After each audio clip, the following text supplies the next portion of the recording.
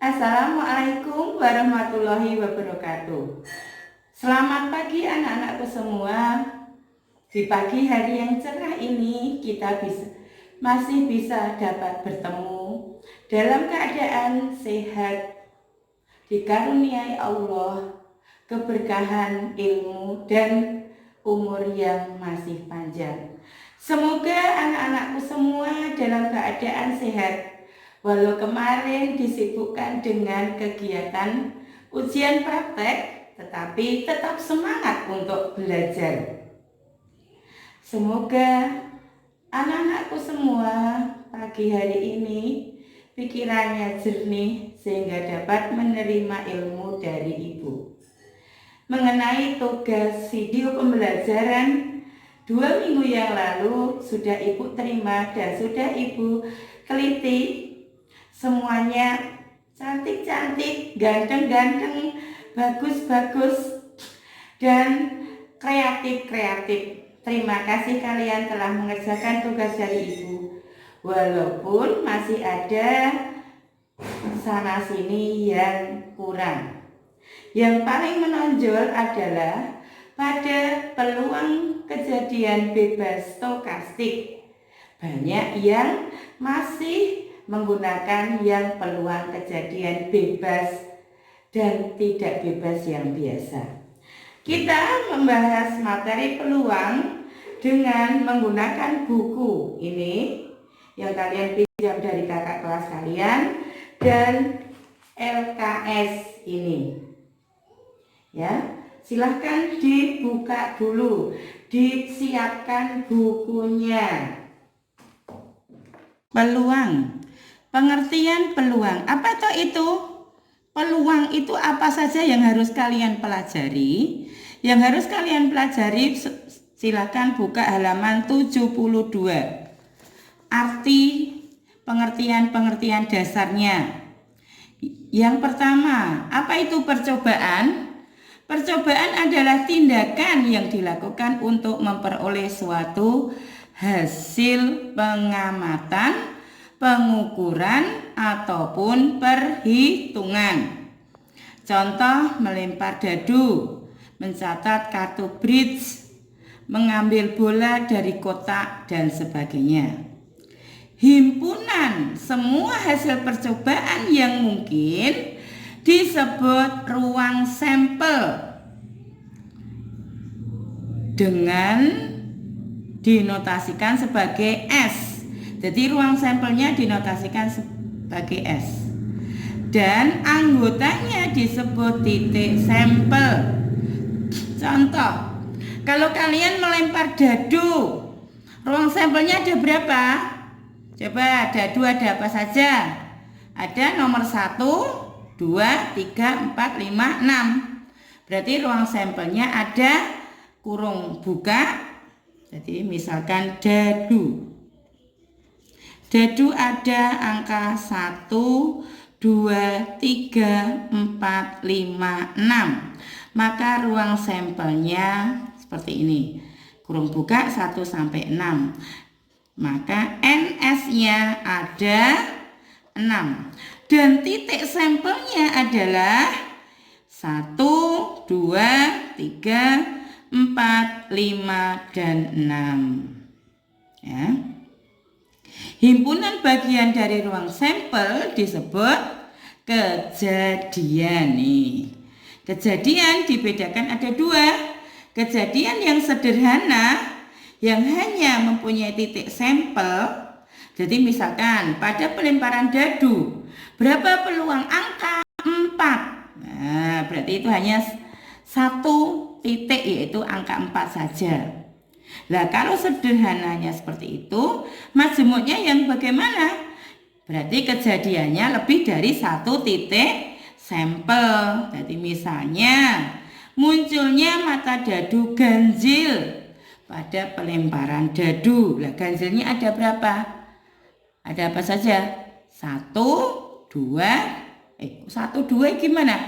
1, 3, dan 5. Jumlahnya ada berapa? Ada 3. Sehingga rumus dari peluang suatu kejadian A adalah NA dibagi NS. Nah, ini untuk yang tunggal. Kamu bisa baca di LKS maupun di buku dari Bumi Aksara. Ya. Peluang kejadian ini bernilai berapa? Dari kelompok 1 antara 1 dan 0. 0 adalah kejadian yang mustahil dan 1 adalah kejadian yang pasti. Contoh kejadian 0 apa saja coba?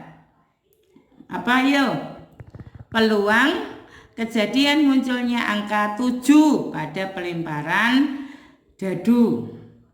Matahari terbit sebelah barat.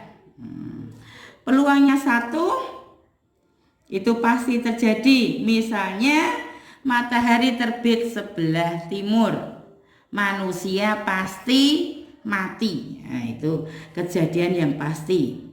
Dan peluang kejadian ini mesti antara 0 dan 1. Kalau dia lebih dari 1 salah.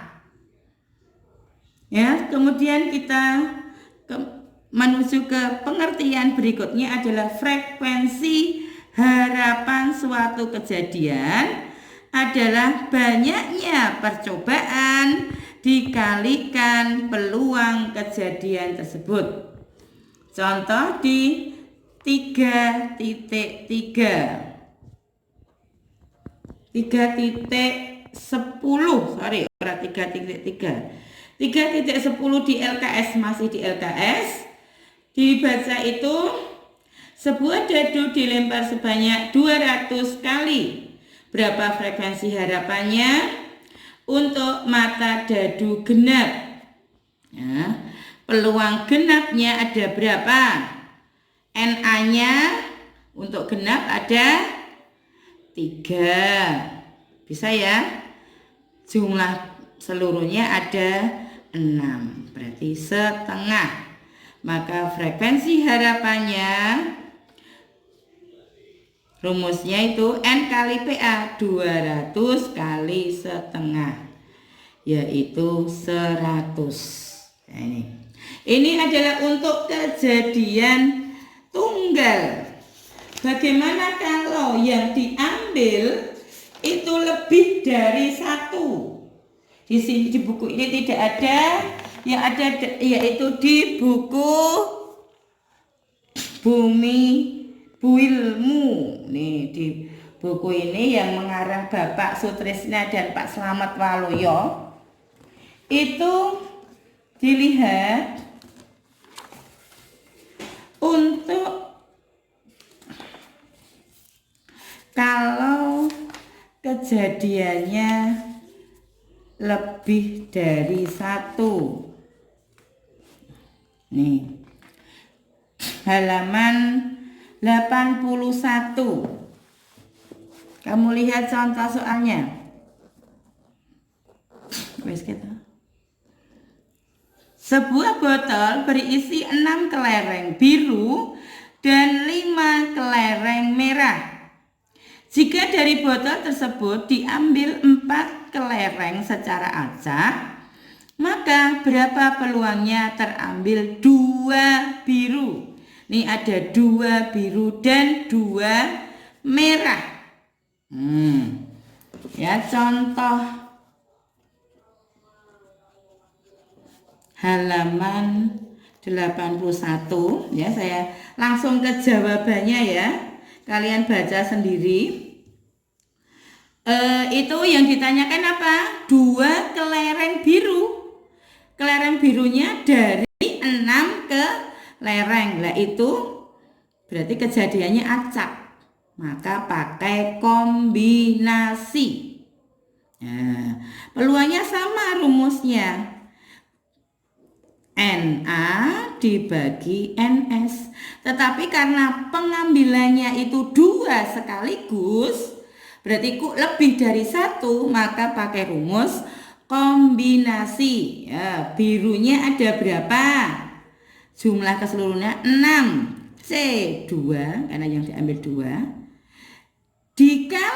karena dan dikali 2 merah, merahnya ada 5 C 2 dibagi keseluruhan bola ada berapa?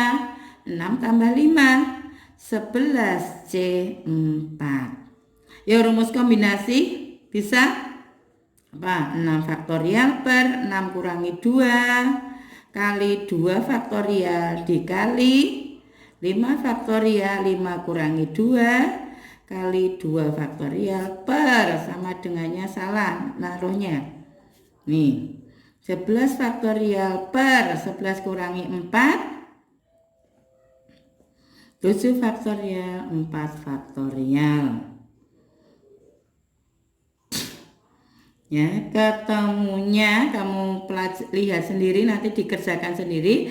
Ketemunya 150 per 330 disederhanakan 5 per 11. Begini, jadi kalau peluang kejadiannya itu hanya mengambilnya 1, langsung jumlahnya berapa? Dibagi jumlah keseluruhan. Tetapi kalau yang diambil lebih dari 1, pakai rumus kombinasi. Ya, ini harus kamu ingat. Peluang komplement suatu kejadian. Jika peluang suatu kejadian disimbolkan PA, maka peluang komplement A adalah simbol dari peluang komplement. Di PC A sama dengan 1 dikurangi peluang kejadian A. Contohnya di buku Bailmu, di sini 2 dadu dilempar bersama-sama. Peluang muncul mata dadu berjumlah bukan 2. Berarti kamu cari ya jumlahnya 2 dulu. Jumlah 2 ada apa? 1,1 yaitu 1. Jadi NA-nya 1, NS-nya 36. Maka PA-nya adalah 1/36. Maka peluang muncul jumlah bukan 2, 1 dikurangi 1/36. 35/36 ya. Mudah ya untuk komplement. Untuk berikutnya peluang kejadian majemuk. Di tugas kalian belum dapat dimengerti bagaimana itu saling lepas, tidak saling lepas, dan saling bebas, tidak saling bebas. Soal yang bagaimana soal itu saling lepas dan tidak saling lepas, atau saling bebas dan tidak saling bebas, itu perbedaannya apa? Kalau saling lepas dan tidak saling lepas itu 1 percobaan. Kalau saling bebas dan tidak saling bebas itu 2 percobaan. Bedanya ini. Kalau saling lepas, tadi satu percobaan itu ini atau ini tetapi tidak berhubungan. Dengan rumus PA atau B, PA ditambah PB. Kalau tidak saling lepas, apa? Sudah kalian terangkan, PA atau B sama dengan PA plus PB dikurangi PA irisan B. Sudah kalian terangkan di tugas kemarin, sudah bagus semua ya. Perbedaannya hanya kalian belum membedakan antara lepas tidak lepas dengan bebas tidak bebas. Lah kalau saling bebas juga sama, 2 kejadian itu antara kejadian satu dan yang lain tidak berpengaruh. Di rumusnya PA irisan B, PA kali PB. Sedangkan untuk yang tidak saling bebas, PA setelah kejadian A, sehingga PA kali PB. setelah kejadian A. Ini rumusnya ini, dan sudah diterangkan oleh teman kelompok Anda dari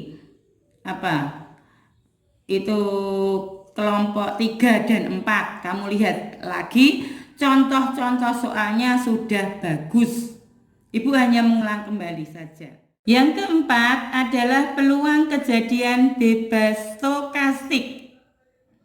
Ya, di buku LKS Anda sudah ada bahwa peluang kejadian stokastik itu hampir sama dengan peluang kejadian bebas tidak bebas yang diterangkan oleh teman Anda di kelompok 4 dan 5. Tetapi di sini lebih ke ada diagram pohonnya. Jadi tidak hanya untuk dadu dan kartu bridge, tetapi digunakan untuk pengambilan kelereng. Jadi nanti ada diagram pohonnya. Jadi ditandai dengan adanya diagram pohon. Contoh 3.14, dibuka bukunya. Sebuah kotak 1 berisi 5 bola merah dan 4 bola putih. Kotak 2 berisi 3 bola merah dan 6 bola putih. Dari kotak 1 diambil 1 bola, dimasukkan ke kotak 2. Dari kotak 2 diambil secara acak 1 bola. Peluang terambilnya warna merah dari kotak 2 adalah, Bu Guru langsung menjawab ya. Contoh 3.14. Permasalahan tadi ini di sini ada kotak 1 berisi 5 merah, 4 putih. Kotak 2 berisi 3 merah, 6 putih. Dari kotak pertama diambil bola. Bolanya mengambilnya dari kotak pertama ke kotak kedua itu bagaimana? Sembarang bukan? Jadi bisa merah, bisa putih. Setelah itu ini percobaan pertama. Percobaan kedua itu diambil warna yang kedua berwarna merah. Bagaimana? Ini ada untuk percobaan pertama ada 2 kemungkinan, yaitu merah atau putih. Untuk merah berapa jumlahnya? Karena hanya diambil 1, merahnya langsung dijumlah. 5 per berapa? 9. Putihnya 4 per 9. Kemudian dimasukkan ke kotak kedua. Ini dimasukkan ke kotak kedua. Merahnya diambil 1 masuk ke kotak kedua, maka merahnya menjadi bertambah, ya toh? Jadi jadi apa? 4 per 10.